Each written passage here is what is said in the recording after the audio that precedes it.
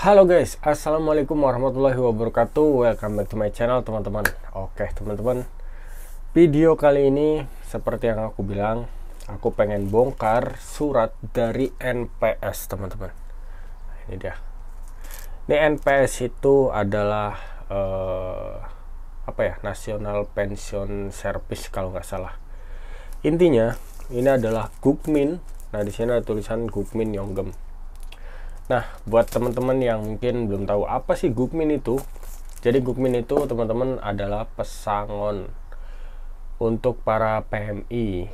Kayaknya sih PMI Korea, PMI Jepang. Nah, itu ada uang pesangonnya. Kalau PMI yang lain aku kurang tahu ya. Mungkin ada tapi aku nggak tahu. Jadi yang aku tahu karena aku berkecimpung cuman di daerah Korea gitu. Terus juga ada teman-teman yang pernah kerja di Jepang, makanya aku tahu gitu ya. Nah, setiap PMI itu pasti punya dana pensiunan. Jadi setiap kali kita gajian, terus gaji kita itu dipotong sekian persen untuk ditabungkan ke dana pensiunan ini teman-teman. Jadi nanti kita diambil berapa persen, tapi nanti juga ditambahin dari pihak perusahaan berapa persen. Ya, sebenarnya aku udah pernah jelasin juga di video sebelumnya. Kalau Gukmin ini diambil dari pekerja sama pihak pabrik atau perusahaan. Jadi 50% dari pihak pekerja, 50% dari pihak perusahaan. Nanti akhirnya digabungkan jadi satu dan bisa dicairkan ketika kita udah selesai kontrak dan pulang ke Indonesia. Jadi begitu kita udah di Indonesia, nanti dana pensiunan ini akan cair teman-teman. Nah itu dia yang sangat ditunggu-tunggu oleh para PMI ketika udah habis kontrak. Nah daripada lama-lama, jadi intinya itu ya teman-teman ya. Ini adalah dana pensiunan. Tapi kok udah dapat surat ini ya? Nah aku juga sebenarnya kurang tahu teman-teman ya. Tapi kemungkinan ini tuh ngasih tahu kalau selama kamu kerja dari awal sampai sekarang tuh nih kamu udah ngumpulin segini gitu mungkin ya. Jadi intinya begitulah. Nah jadi intinya seperti itu teman-teman. Baiklah, mari kita buka teman-teman. Nah ini lemnya kurang kenceng ya, tapi nggak apa-apa deh. Oke, di sini ada keterangannya dulu. Intinya ya pemberitahuan sih, pemberitahuan aja ya. Tuh di sini ada alamat apa segala macam teman-teman. Nah, gitu aja lah intinya. Lalu kita buka. Oke, di sini kita dapat 2 lembar dan ini enggak ada lagi. Cuman di dalamnya tuh ada tulisan ya. Apa ya? Oh, jadi ketika ini ya tuh di sini teman-teman. Nah, teman-teman baca sendiri aja ya. Sorry teman-teman. Oke. Yang pertama itu call center Seoul Nambu. Oh, jadi di sini kita juga bisa. Nah, ini di sini ada nih. Informasi pensiun nasional untuk orang asing. Nah, jadi sebagai PMI atau sebagai TKI kita disebut adalah orang asing. Sistem pensiun nasional, manfaat dana pensiun nasional, klaim dan dokumen diperlukan, informasi lain. Nah, jadi di sini ada beberapa informasi yang nantinya bakal bisa kita temui di dalam ini. Sepertinya. Oke, kita buka. Nah, yang ini kita amankan dulu ya. Kita baca dulu yang ini. Yang pertama, sistem pensiun nasional. Nanti aku tulis di ini deh, taruh di sini ya, biar atau nggak di sini nih, yang silau nih.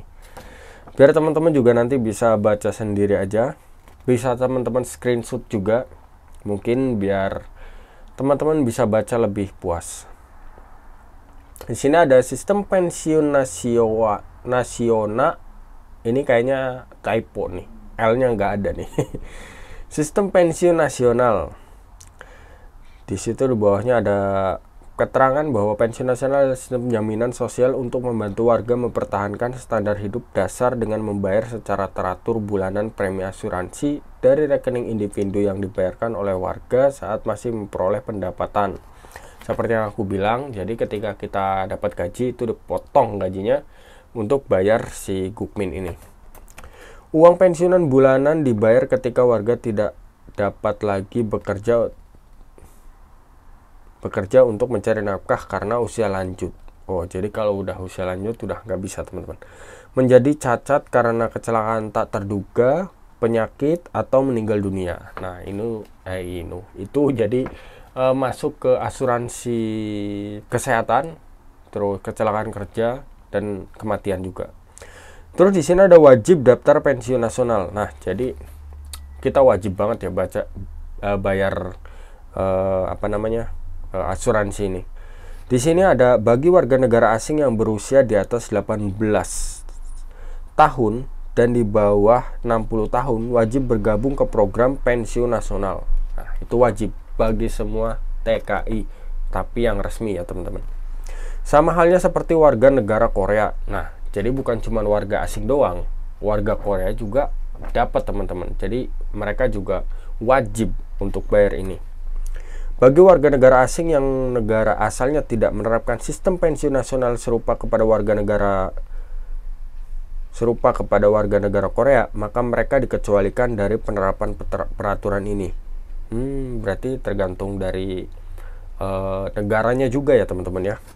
Untungnya mungkin Indonesia ada kali ya, makanya jadi diterapkan juga di Korea.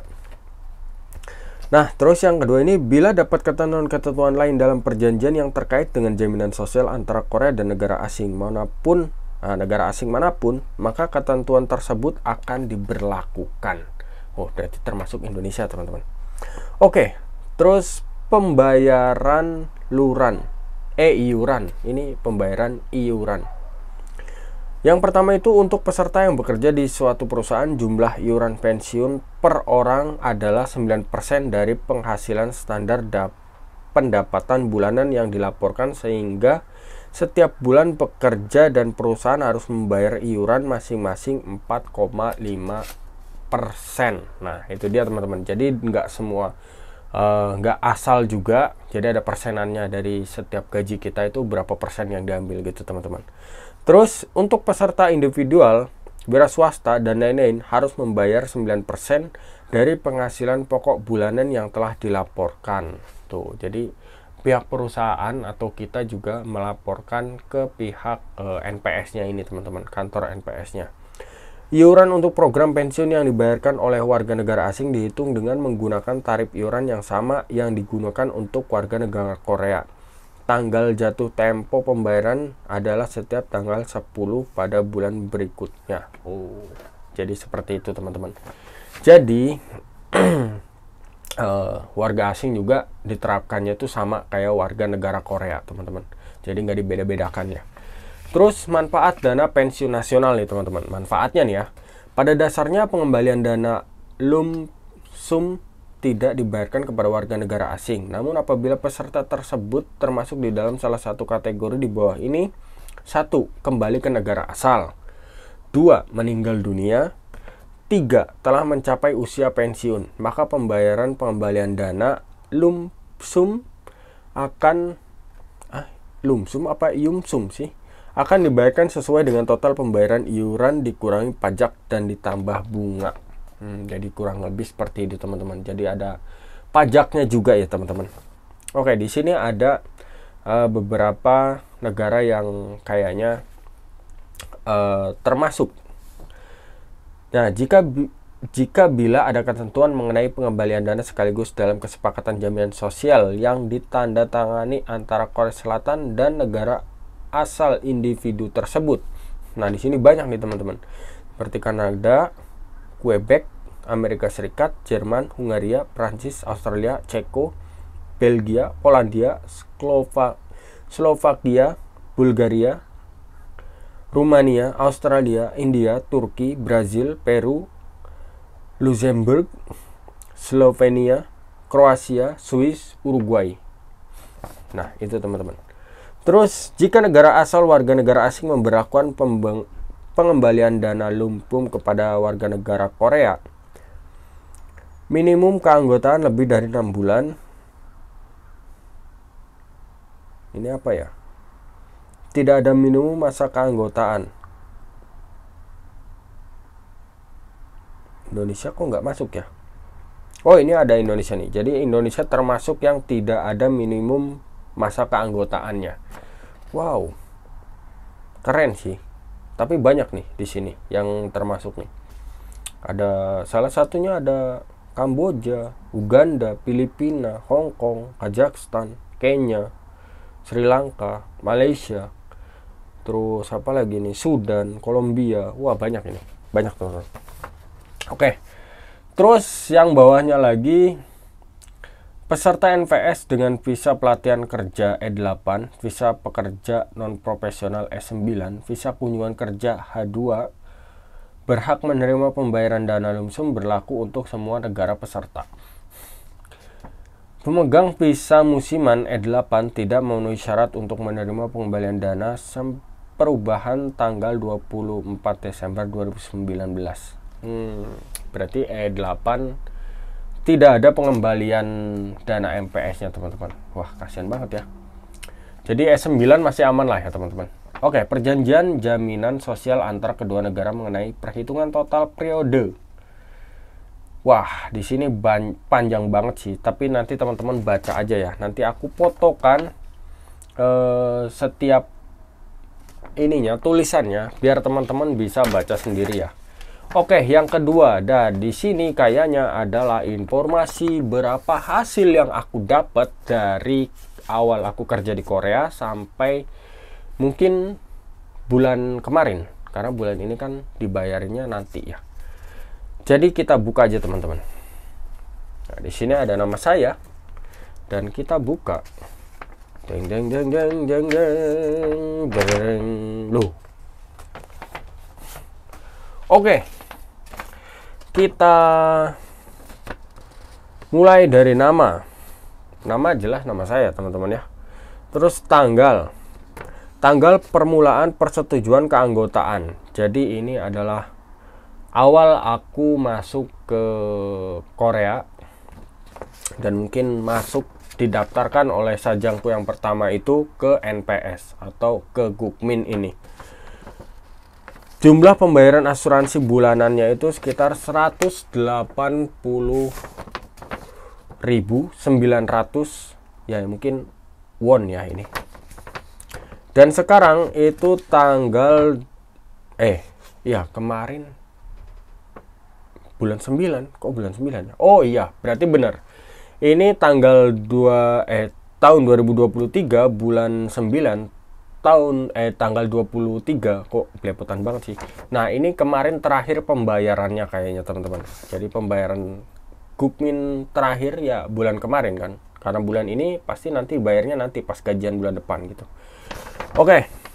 Jadi adalah di sini total pembayaran premi dana pensiun saya selama 15 bulan. Sebenarnya aku lebih teman-teman ya. Karena ya nanti aku jelasin lah.